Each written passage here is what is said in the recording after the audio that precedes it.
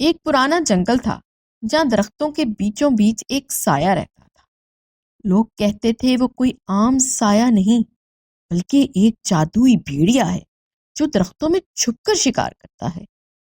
فرحان کو مہم جوئی کا شوق تھا۔ وہ اپنے کیمرے کے ساتھ اکیلا جنگل میں گیا تاکہ اس پراسرار بھیڑیے کی تصویر لے سکے۔ سورج غروب ہوتے ہی جنگل اندھیرے میں ڈوب گیا۔ اچانک فرحان کو درختوں کے پیچھے سرخ چمکتی آنکھیں دکھائی دی۔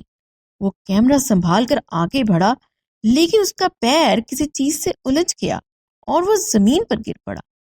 آنکھ کھولتے ہی اس نے دیکھا ایک سیاہ بھیڑیا اس کے سامنے کھڑا تھا، مگر وہ بھیڑیا درخت کے تنوں سے جڑا ہوا تھا، جیسے اس کا جسم لکڑی سے بنا ہوا ہو۔ بھیڑیا آگے بڑھا، اس کے منہ سے آواز آئی، تم نے مجھے دیکھا، اب واپس نہیں جا سکتے۔ فرحان کی چیخ فضا میں گم ہو گئی۔ اگلے دن ایک کیمرہ ملا جس میں آخری تصویر ایک درخت کے تنے میں انسانی آنکھیں تھیں۔